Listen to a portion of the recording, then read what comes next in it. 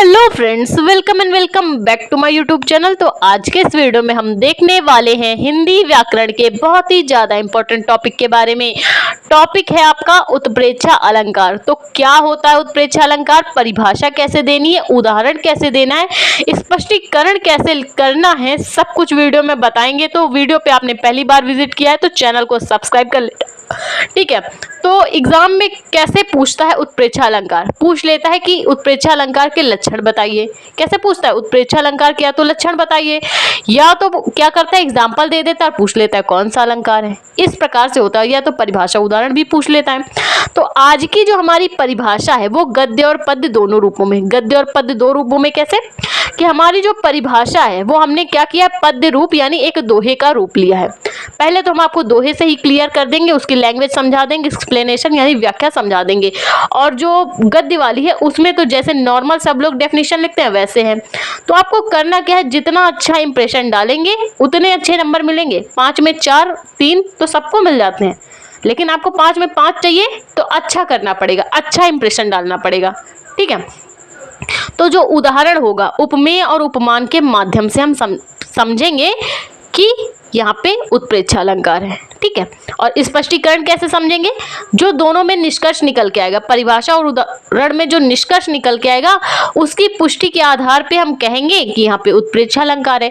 तो सब कुछ स्टेप बाय स्टेप करना है, पूरा समझेंगे तभी फुल में फुल मार्क्स मिलेंगे, ठीक है। तो चलिए स्टार्ट करते हैं इसकी पद्य वाली डेफिनेशन। तो देख सकते हैं आप, जहां कहीं उपमेय में, डेफिनेशन क्या बोल रही है, जहां कहीं उपमेय में हो संभावित उपमान, जहां कहीं उपमेय में हो संभावित उपमान तब उत्प्रेक्षा अलंकार है जब जनमन मानहु जानू।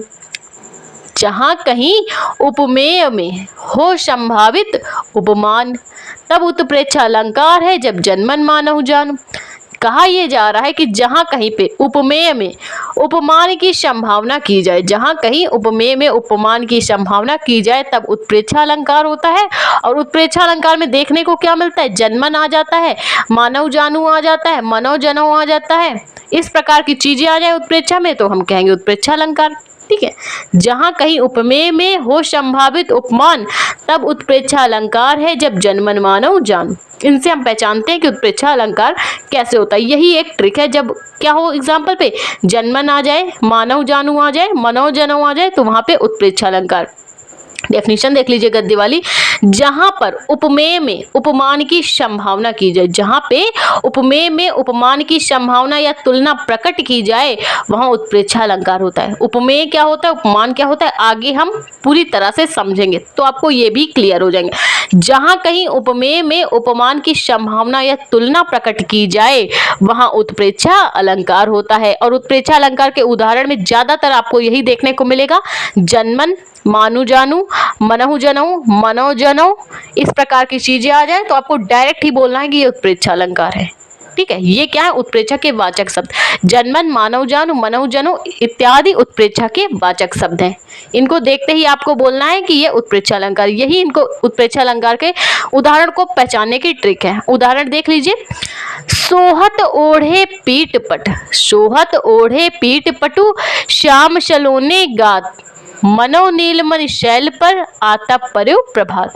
तो यहाँ पे क्या की जा रही है, श्री कृष्ण भगवान जो अपने तन पे पीला पीतांबर पहने हैं उसकी तुलना नीलमणि पर्वत से की जा रही है। किस प्रकार की जा रही है कि जो हमारे जो श्याम सुंदर श्री कृष्ण भगवान है उनका जो सांवला रूप है उस पर ये पीतांबर इस प्रकार फब रहा है, मानो क्या मानना है हमें कि जैसे ही सूर्य निकलता है नीलमणि पर्वत पर, जब सूर्य निकलता है उदित होता है तो उसका जो प्रकाश नीलमणि पर्वत पे फबता है, सुंदर प्रतीत होता है, उसी प्रकार हमारे जो भगवान श्याम सुंदर हैं उनके सांवले रूप पे, सलोने रूप पे ये पीतांबर उसी प्रकार फब रहा है जिस प्रकार नीलमणि पर्वत पे प्रभात यानी सुबह की सूरज की किरणों का प्रकाश पड़ता है। जिस प्रकार सूरज की किरणों से नीलमणि पर्वत चमकता है उसी प्रकार हमारे जो भगवान श्याम सुंदर हैं उन पर जो ये पीतांबर ओढ़े हैं वो उसी प्रकार फब रहा है।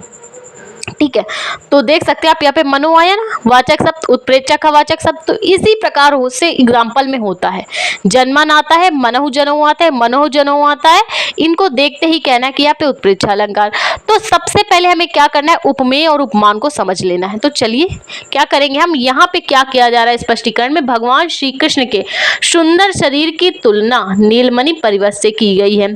यहाँ पर भगवान श्री कृष्ण के सुंदर शरीर की तुलना नीलमणि पर्वत से की गई है। तो यहाँ पे उपमेय, उपमेय पहले समझ लीजिए, जिसकी तुलना हो, और उपमान क्या होता है, जिससे तुलना की जाए, जिसकी तुलना हो। यानी हम क्या कर रहे हैं, भगवान श्री कृष्ण के पीताम्बर की तुलना, जो पीताम्बर उन पर अच्छा लग रहा था, तो भगवान के श्री कृष्ण के शरीर पर जो पीताम्बर है वो क्या है, उपमेय हो जाएगा। भाई उसी की तो तुलना हम नीलमणि पर्वत से कर रहे थे, ठीक है।